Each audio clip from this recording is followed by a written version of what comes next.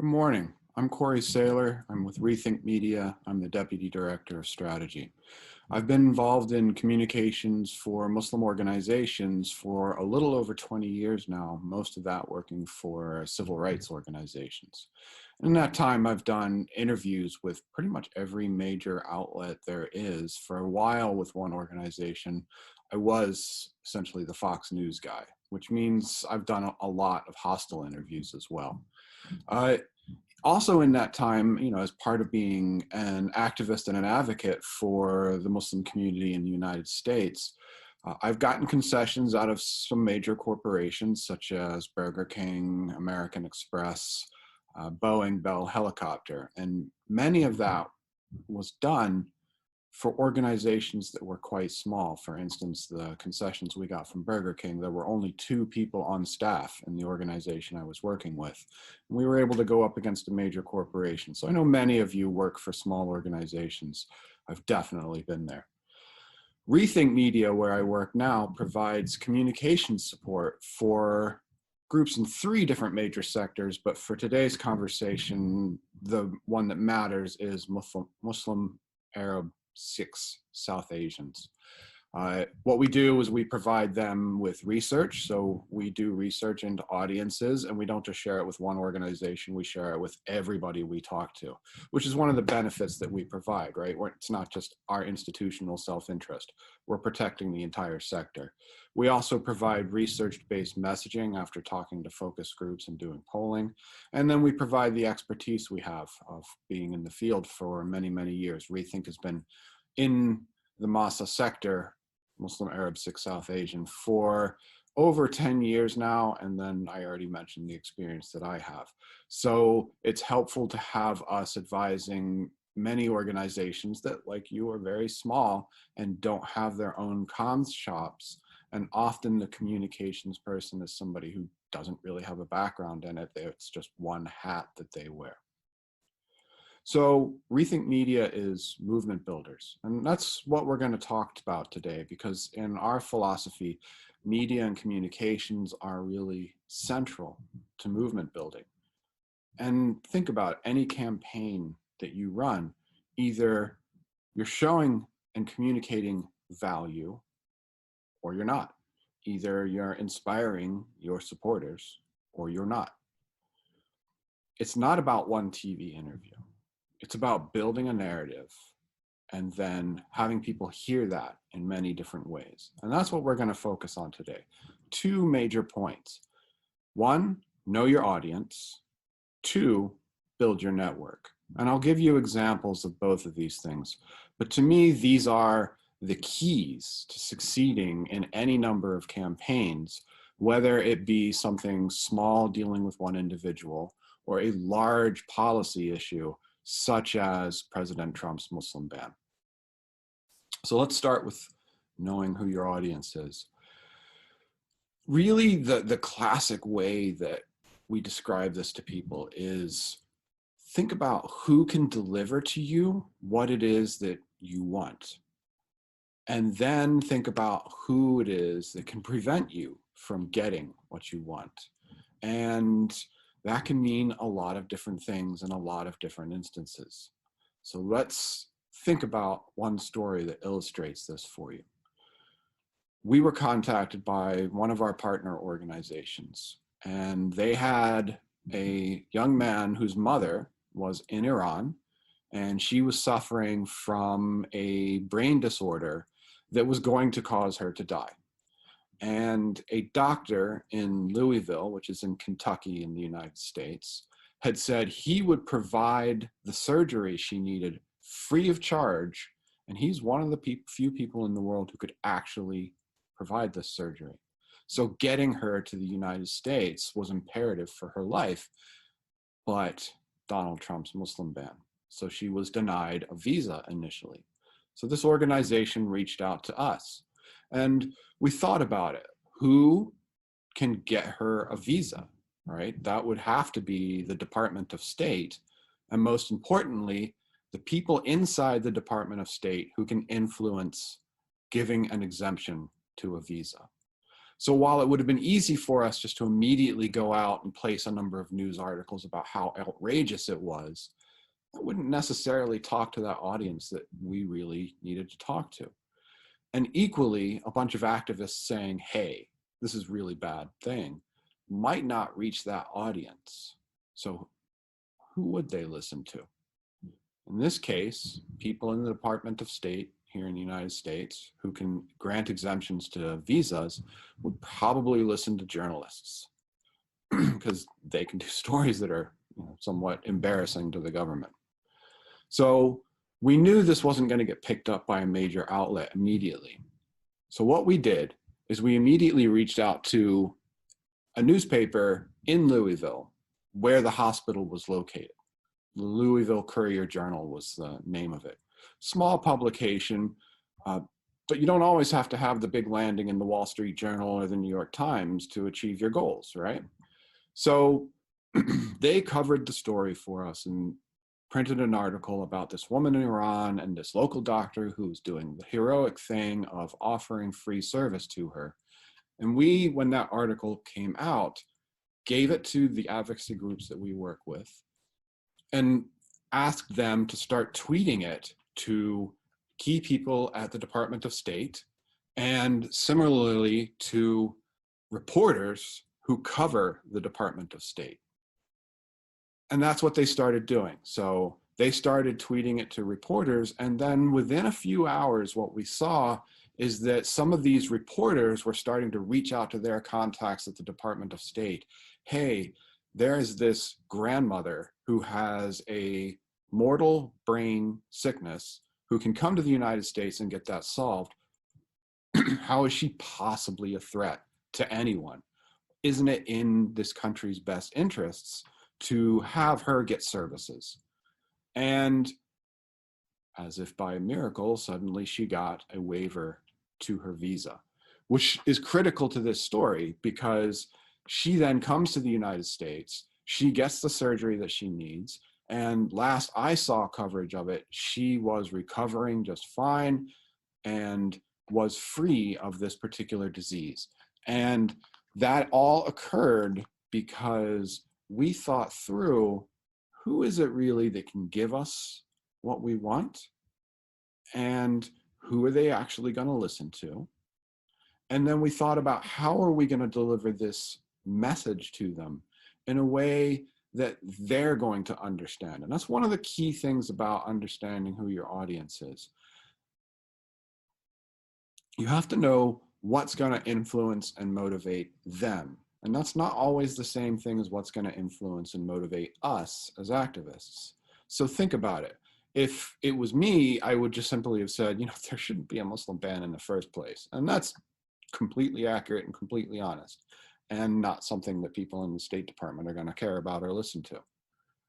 However, when we say something like, this is really embarrassing for the United States, this is a grandmother who is no threat to anybody, and we can provide services to her, and diplomatically, doesn't that just make us look good? Right? That's going to resonate with the audience we cared about. And the important thing here is both of those messages are honest to me. Both of those messages reflect my values. Just because I need to figure out what's going to motivate some other audience doesn't mean I start saying things that aren't honest to me. I just figure out all the pieces to my argument, and then I think about where those pieces of my argument are going to overlap with the things that the people I'm trying to communicate care about. Now, that's one organization, one individual. A reality of my work, of your work, is that policy victories are never won by one individual organization. It's usually because a lot of different groups with a lot of different interests and a lot of different ways of talking about things have all come together to work on something that's particularly important to them. And I want to talk to you about how that movement building that I described in my introduction played out as it comes to the oral arguments around Donald Trump's Muslim ban. So a couple of years back, Donald Trump introduced his Muslim ban. It was challenged in court, and it went all the way to the Supreme Court in the United States. So the day of the Supreme Court arguments was early in my work at ReThink Media. And I went over to the Supreme Court building itself to watch the protests that were inevitably going to happen out front. And what I saw there, unfortunately, was a confusion of signs and messages. So they had everything from ending the Muslim ban to LGBT rights. And were I some outside observer looking in, I would not really have understood what these groups were trying to communicate. Now, all of the issues that they were talking about were important, but they confused their audience because they weren't clear in what they were saying, right? Different signs, different messages. I'm a reporter, I'm going to pick the one I like the most and quote and focus on that. Our analysis team has access to a database that collects all of the quotes that come out of any particular messaging moment, such as that oral argument before the Supreme Court. And then there are people who look at those quotes and hand check them as this fits into this box of messaging, this fits into this box of messaging. So one group of people saying, for instance, that the Muslim ban is bad for this country's image overseas. Another group of people using the argument that the Muslim ban isn't in line with our values here domestically. And what we found in the day of the Supreme Court oral argument is that there were at least 9 different major buckets of messaging that were going on from our partner groups.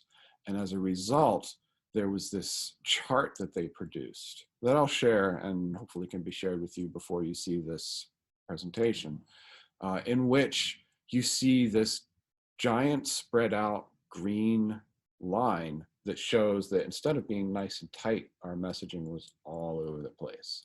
And at the same time, the messaging from the people who supported the ban and felt it was necessary was nice and tight. And unfortunately, we lost the messaging space that day.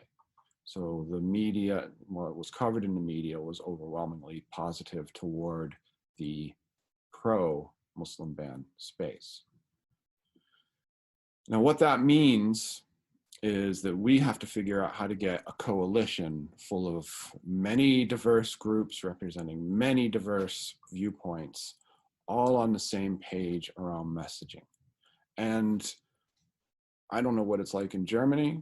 Human beings are human beings everywhere around the world, so I assume this is a problem that you face there as well. Not everyone in our coalition gets along with each other. As a matter of fact, the fighting inside the coalition sometimes is harder than the fighting that goes on from the opposition and from the groups who support the Muslim ban. So, in order for us as ReThink Media, this group that uplifts communication capacity for everybody, we're not going to take sides in the internal fight. We're going to take that data that we had, and I went to coffee shops, and I mean dozens of times, and sat with people and said, look, here's the data. Here's the audience that you really need to think about in terms of moving. And here are the things that's going to work with them. Yes, you have to talk to your own constituency, your own base. And you will sometimes use different parts of your argument to when you're talking to your own base than you would toward when you're talking to somebody, say, like a larger audience on CNN. It's very important to recognize that thing that I said earlier, that however you talk to these different groups has to be both factually honest and honest to you as an individual. If you're saying things that you don't believe, I would argue that that's ultimately going to hurt your own cause and cause you as a spokesperson to be not credible, which will ultimately hurt your ability to get out in front of audiences. So it's always got to be honest to you. But as I've noted already, when you're constructing an argument, oftentimes there are many pieces to that argument, and you are 100% within your integrity and ethics to uplift one part of your argument with one audience and a different part of your argument with another audience, because it's all part of the same narrative. So we sat in these coffee shops, we presented this information to people, and one by one by one, I'm not going to say that everybody bought into everything that we said. You know, one of the key things is don't do harm to each other, at least, right? Don't do messaging that conflicts with each other and undermines each other. Most everybody quickly buys into that perspective. The other thing that you really want to make sure happens is, you know what, you don't need to all make the exact same argument, because your different groups represent different things. But as long as it's generally falling within the same sort of narrative, that is really helpful. So for instance, the groups that are talking about national security don't do harm to the movement by talking about how if you alienate Muslims, they might be inclined toward going over to the other side, right? That just sort of implies that Muslims are like sitting around waiting for something to set them off. And that reinforces stereotypes that are false and isn't helpful. So that's the do no harm messaging, right? National security experts, you want to talk about how the Muslim ban hurts the country, talk about how it undermines our values, talk about how our allies look at us and are like, what? Those kind of things are helpful. And if all the different groups are talking about those same kinds of things in their own way, then what you get is me, the casual TV viewer, watching this play out on television and going, oh, because I'm hearing the same thing different times again and again and again. And that is critical and important. I always like to point our trainees to Coca-Cola and other giant international corporations like that. Why, when everybody knows what they are, do you still see their advertising on TV all the time? Why is there advertising in Times Square in New York all the time? And it's a very simple principle that has to do with how the human brain understands and retains information, right? The human brain is a piece of biology at the end of the day, and it works in certain ways. And there's a principle where if you are able to recall something, it doesn't matter how many times you've heard it or how true it might happen to be. But if you're able to recall it easily because you heard it recently, then it's more likely to be accepted as true. So why does Coca-Cola advertise all the time? Because when you're thinking about, gosh, I'm thirsty, Coca-Cola wants the most recent thing that you've seen to be their product. So with these narratives, if you as a small organization are out there saying something alone, it's not going to get into people's minds enough that it's top of mind and they remember that message. So you've got to have a lot of partner groups. And what that meant, I sit in these coffee shops, I show people, here's the data, here's the messaging that works. And they say things to me like, I could never say that message, that's not honest to me. So I alter what I'm suggesting to take in that feedback that I'm getting. And at the end of the day, what I have is messaging that is based in the data and also has been influenced by the people that are going to actually be going on TV or actually doing press interviews. And they then have buy-in and ownership of that messaging. So that one-on-one process, while it results in me being like seriously over-caffeinated from drinking too much coffee, and it takes a lot of time, the end result is really worth it. And here's what happened. Let's go a couple of months into the future, and the Supreme Court is coming out with its ruling on the Muslim ban. So the first part was the arguments, the lawyers arguing it in front of the justices. The second part is the ruling. And you know this part of the story, right? The ruling was terrible. Absolute travesty of justice. Needs to be overturned. That's a story for another day. We hope to have some good news on that after our election, but if you're paying attention to the news here, we're going to have a really messy election. But on the day of the ruling, while the ruling itself was terrible, our side dominated the messaging. Our side dominated the news that most of the people in the general public saw. And I was talking about those charts earlier that were produced by our analysis team. And this time, what you saw is that those 9 sort of different major messaging buckets were reduced on our side to about 4. And we got this nice, tight green line of quotes that were positive to our side that showed that there was messaging discipline among our coalition. And I'm proud to say that 3 of the major narratives, the frames that were used out of those 4 that we documented that day, were the ones that we were suggesting that people use. So it's a long fight. You're not going to win every time, but that victory in the wake of the Muslim ban ruling has resulted in every time there's a conversation now about the Muslim ban, those people who favor it have been on the defensive. And they will, when you analyze their quotes, for instance, there was legislation in front of Congress recently, and they were talking about banning the Muslim ban and, legislation in the US House.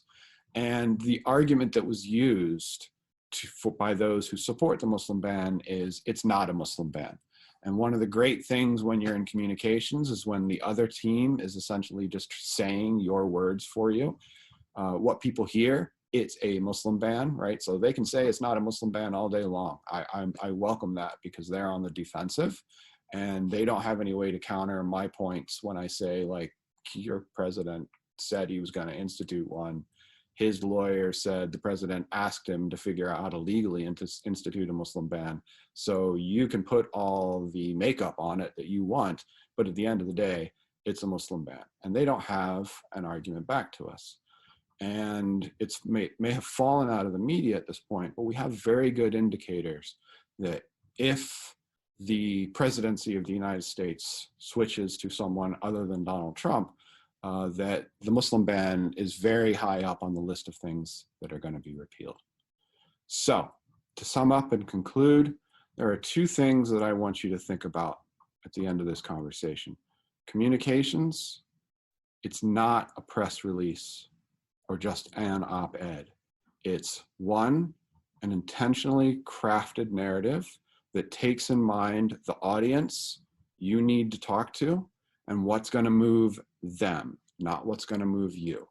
And then 2, reaching out and building a movement, a coalition around a policy, even with people who you may not agree with on other issues, is 100% the way to gain a policy victory.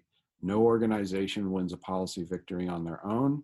When you can build together a movement that gets the momentum to overcome your opposition, then you can achieve your policy victories. And that often means spending a lot of time sitting around, building your network, so that when the moment comes, you're not just calling people and introducing yourself for the first time. They know you, they trust you, they've been a part of building up the argument that everyone is going to deploy together to win this policy victory.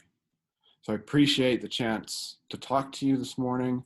I'm really sorry I couldn't be there in public. We all have our own jokes about 2020 and what an awful year it's been.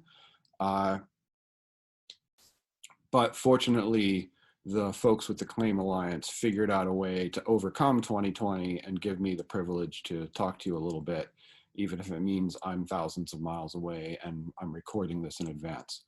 But my email will be provided to you. I'm available if I can be helpful to anyone. And thank you for giving me your time today.